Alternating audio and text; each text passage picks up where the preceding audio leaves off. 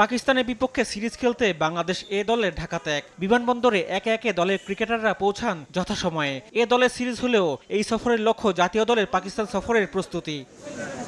পাকিস্তানের বিপক্ষে টেস্ট সিরিজে অপরিহার্য দুই ক্রিকেটার মুশফিকুর রহিম ও মুমিনুল হক রয়েছেন এ দলের স্কোয়াডে, তাই তাদের জন্য প্রস্তুতির সুযোগ থাকছে। এছাড়া এনামুল হক বিজয়, মাহমুদুল হাসান জয়, জাকির হাসান, শাহাদাত দীপুর মতো ক্রিকেটার রয়েছেন যারা জাতীয় দলে ফেরার জন্য লড়াই করবেন।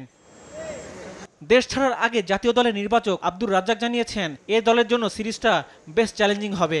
আমাদের জন্য নতুন চ্যালেঞ্জ বলে কিছু নেই। প্রত্যেকটা সিরিজ, প্রত্যেকটা খেলা সব কিছু নতুনভাবে আমাদেরকে শুরু করতে হয় এবং আমি মনে করি এভরিথিং ইজ চ্যালেঞ্জিং।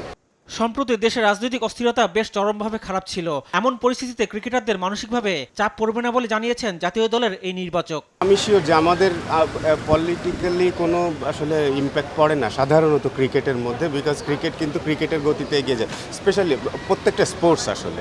তো আসলে ওইটার জন্য আসলে চ্যালেঞ্জের কোনো কথা না, চ্যালেঞ্জ হচ্ছে আমাদের ক্রিকেটটাই। অন্যদিকে এ দলের pace bowling coach Tareq Aziz জানিয়েছেন পাকিস্তানের মাটিতে পেস বোলাররা নিজেদের প্রমাণের ভালো একটা সুযোগ পাবে। পাকিস্তানের উইকেট সবসময় পেসারদেরকে একটা বাড়তি সহযোগিতা দিয়ে থাকে এবং সেই জায়গাটা আমার মনে হয় তাদের জন্য একটা গ্রেট অপরচুনিটি টু ন্যাশনাল টিমের আপনার যারা আছে এবং ন্যাশনাল টিমের বাইরে যারা আছে তারা যারা প্রেশারটা ক্রিয়েট করতে পারে।